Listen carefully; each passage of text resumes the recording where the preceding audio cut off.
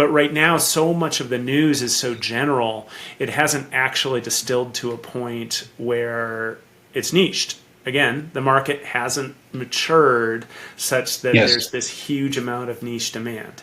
And then on the flip side, if you want to be an entrepreneur and go out and solve some specific problem, fine, but you're taking all of the development cost and all of the development risk yourself, and then in incurring that forward risk of it continually changing under your feet. So you're building a business that's basically built on sand.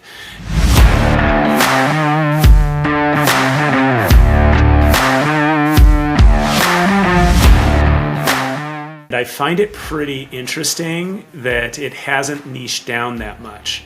I would have anticipated that by now, folks like yourself would be like, a solid influencer in just like clinician applications of AI. And they're there. It will happen. But right now, so much of the news is so general, it hasn't actually distilled to a point where it's niched. Again, the market hasn't matured such that there's this huge amount of niche demand. And then on the flip side, if you want to be an entrepreneur and go out and solve some specific problem, fine, but you're taking all of the development cost and all of the development risk yourself, and then in incurring that forward risk of it continually changing under your feet. So you're building a business that's basically built on sand.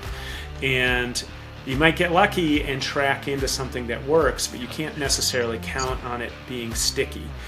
We've talked about wrappers a few different times, and I've been a naysayer on wrappers for years, and people have made hundreds of millions of dollars on wrappers. That's right. And I have higher standards or something like that, but if you're solving a specific problem, you just need to be open-eyed about the longevity of it. That if you create a wrapper today that does, some simple image manipulation thing that you can now do just directly in GPT-5, it has an expiration date on it.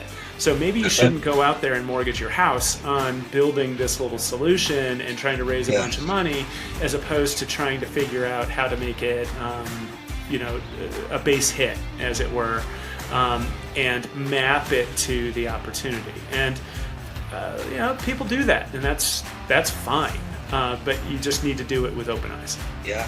No, I completely agree. It is hard to pinpoint one thing right now. If you're in the business of helping, people, and while staying profitable, and right now that's the best that we can do while keeping our eyes open for long-term pivots, right?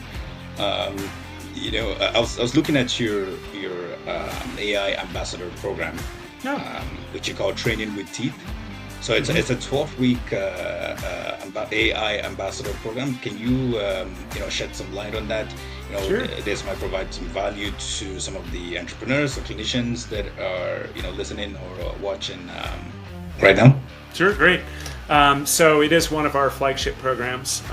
We tend to run them within larger organizations where we recruit anywhere from 20 to 50 people from across the entire organization.